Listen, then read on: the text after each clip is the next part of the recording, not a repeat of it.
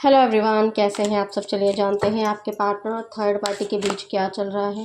एक कार्ड मैं ज़रूर लूँगी, एक ही कार्ड है। जल्दी से अपने पार्टनर का ध्यान कीजिए। एंजल्स प्लीज़ गाइड कीजिए।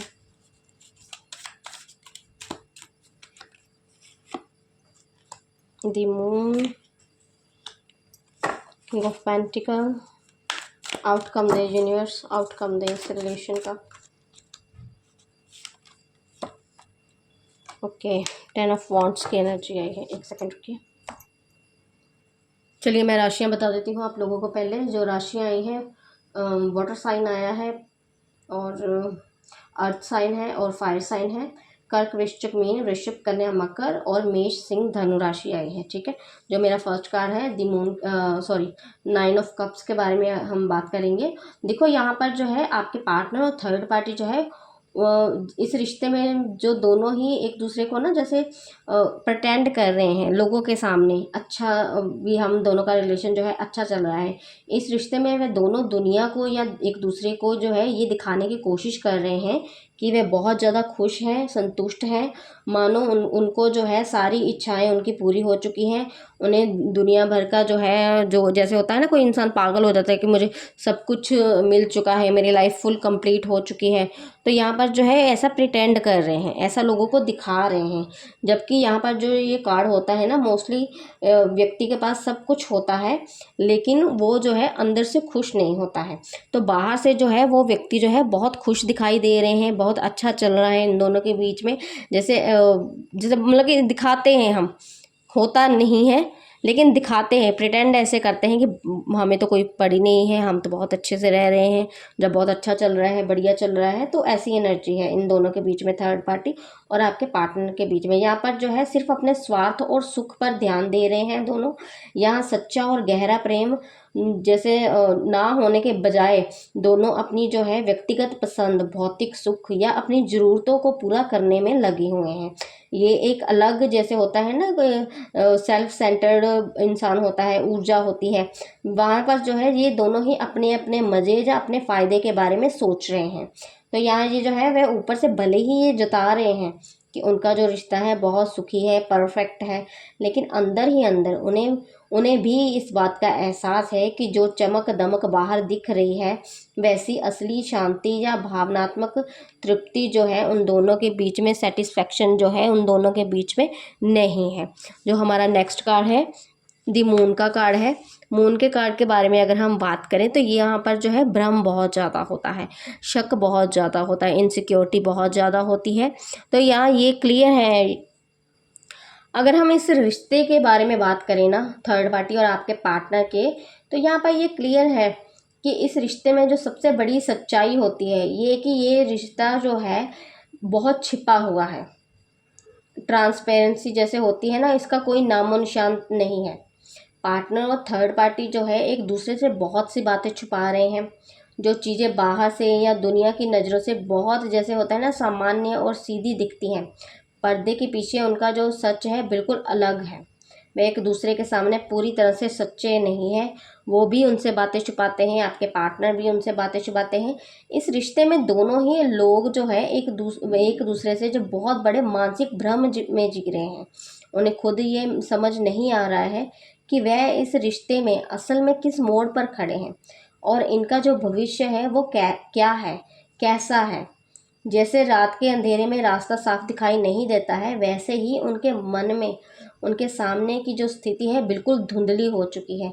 उन्हें नहीं पता है कि फ्यूचर क्या है इन दोनों के रिलेशन का।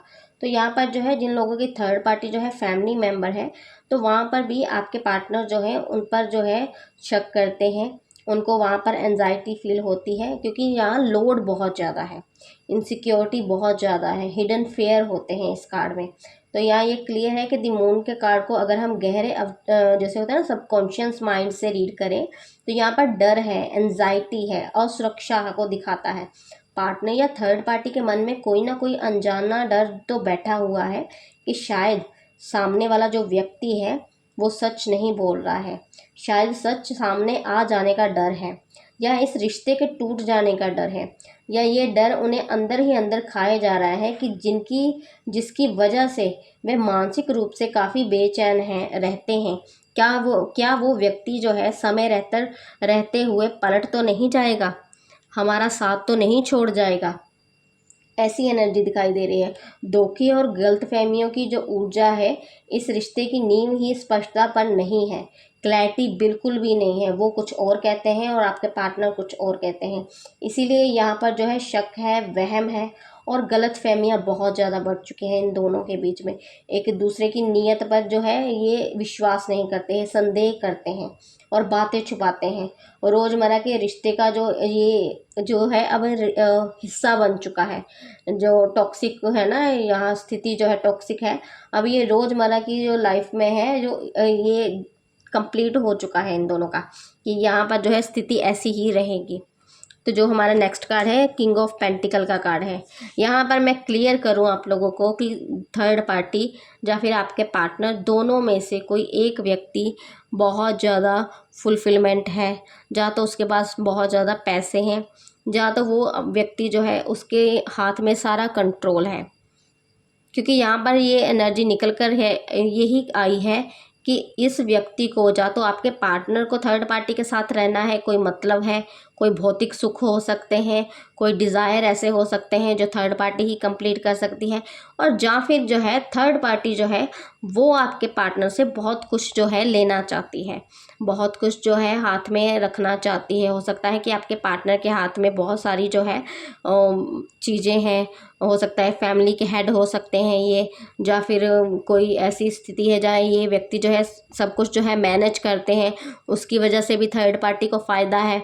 तो यहाँ पर जो एक है ना, जैसे इन दो लोगों के बीच में कोई एक व्यक्ति ऐसा होता है जिसे फ़ायदा लेना है, जिसे इस सिचुएशन में कुछ मतलब है, कुछ बातें जो है उन्हें अपने फ़ायदे की लगती हैं, तो उस स्थिति में भी ये आपके पार्टनर से जो है दूरी नहीं बनाते हैं।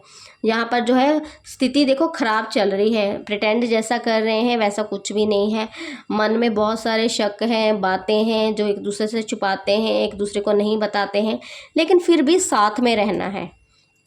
उस स्थिति को जो है मैनेज करके चलना है, एडजस्ट करके चलना है कि अभी जो है मुझे अभी कुछ भी जो है हाथ से नहीं जाने देना है, अभी मुझे कुछ भी जो है क्लेश नहीं करना है, अभी स्थिति को जो है आराम से चलाना है, क्योंकि मुझे यहाँ फ़ायदा हो रहा है, मैं इस स्थिति को छोड़ नहीं सकता, मैं इस सिचुएशन को छोड़ नहीं सकती। तो ऐसी एनर्जी है। जहाँ हमारा नेक्स्ट कार्ड है फ्यूचर के बारे में, अगर हम बात करें इन दोनों के रिलेशन के फ्यूचर के बारे में, तो ये कार्ड जो है वॉन्ड्स की एनर्जी आई है। 9 ऑफ वॉन्ड्स के बारे में अगर हम बात करें, ये रिश्ता जो है आगे चलकर जो है जैसे होता है ना, अधिक मानसिक और भावनात्मक थकान से भर जाएगा। मैं दोनों इस रिश्ते को निभाते निभाते अंदर से बहुत थक चुके होंगे, बहुत थका हुआ अपने आप को महसूस करेंगे, क्योंकि इसमें लगातार संघर्ष बना रहेगा। यहाँ पर जो है, यहाँ देखिए, ये कार्ड देखिए, यहाँ पर जो है दिखा रहे हैं, तो रिलेशन भी जो है वैसे ही मानसिक पीस ऑफ माइंड नहीं है, तो यहाँ पर जो है फ़ायदे हैं। तो ये जो है रिलेशन चला रहे हैं, ज़बरदस्ती चला रहे हैं। तो यहाँ ये क्लियर हो गया कि ये दोनों थक जाएंगे, क्योंकि बनावटी चीज़ तो आप लोगों को भी पता है अच्छे से कि बनावटी चीज़ हम कब तक कैरी कर सकते हैं साथ में। बनावट तो बनावट ही होती है, कि प्रिटेंड करना एक नेचुरल चीज़ होती है कि हम खुश हैं, एक दिखाना कि हम खुश हैं, तो उसमें जो है इंसान जो है थक जाता है। तो ये दोनों जो है वहाँ पर जो है थके हुए महसूस करेंगे, क्योंकि यहाँ पर जो है लगातार संघर्ष बना रहेगा। तो इस रिश्ते में अब जो है खुलापन जो है ख़त्म होकर एक सुरक्षात्मक दीवार खड़ी हो जाएगी, बाउंड्री सेट कर लेंगे ये दोनों ही, थोड़े डिफेंसिव हो जाएंगे, दोनों ही एक दूसरे पर पूरी तरह भरोसा नहीं कर पाएंगे। वो अपने आप को प्रोटेक्ट करेंगे, थर्ड पार्टी अपने आप को प्रोटेक्ट करेगी। तो यहाँ पर जो है हर समय सतर्क रहेंगे एक दूसरे से, बहुत जैसे होता है ना, चौकन्ने हम रहेंगे कि ये कहीं मुझे चोट ना पहुंचा दे, या मुझे इससे धोखा ना मिल जाए। तो ऐसी एनर्जी इन दोनों के बीच में जो है फ्यूचर में देखने को मिलेगी। 9 ऑफ वॉन्ड्स जो है ना, एक ऐसे व्यक्ति को दिखाता है जो बहुत सी लड़ाइयाँ जो है लड़ चुका होता है। यहाँ पर देखिए जख्मी है, और फिर भी एक डंडा लेकर खड़ा है कि चलो कोई बात नहीं, अभी देखेंगे और लड़ेंगे। तो इसका मतलब है कि भविष्य में वह इस रिश्ते से सच्ची खुशी पाने की बजाय बस एक डिफेंसिव एक्ट करेंगे, इसे ढोते रहेंगे और हर हाल में खुद को बचाने या परिस्थिति को संभालने की कोशिश करते हुए नजर आएंगे। अगर मैं इसे शॉर्ट में बताऊँ ना, तो भविष्य में ये रिश्ता जो है प्यार और सुकून का कम, बल्कि एक दूसरे से रक्षा करने का जो है तनाव झेलने का और थकान देने वाला जो संघर्ष है उसका जो है ये जैसे होता है ना प्रतीक बनकर रह जाएगा इन दोनों का रिलेशन। तो एक दूसरे के ऊपर ही जो है इनका जो है भरोसा ना होने की वजह से ये आपस में ही भिड़े रहेंगे। ये आपस में ही दोनों ऐसी सिचुएशन ऐसी स्थिति क्रिएट कर देंगे कि यहाँ पर जो है इन लोगों की जो जंग है वो कहीं बाहर नहीं होगी, इन दोनों के बीच में ही होगी। रोज ही एक दूसरे से नई बात पर झगड़ा, नई बात के लिए क्लैरिटी। तो ऐसी एनर्जी जो है इनकी फ्यूचर में थर्ड पार्टी के साथ जो है आने वाली है आपके पार्टनर की। तो यहाँ पर जो है 11/11 जरूर लिखिए, क्लेम कीजिए इस रीडिंग को। ये थी आप लोगों की आज की reading. Thank you so much. अगर मुझे बोलने में थोड़ी सी दिक्कत आ जाए तो प्लीज़ मुझे माफ़ कर दीजिए, क्योंकि कभी कभी इंसान जो है बातें करते करते थोड़ा फंबल करने लगता है। Thank you so much.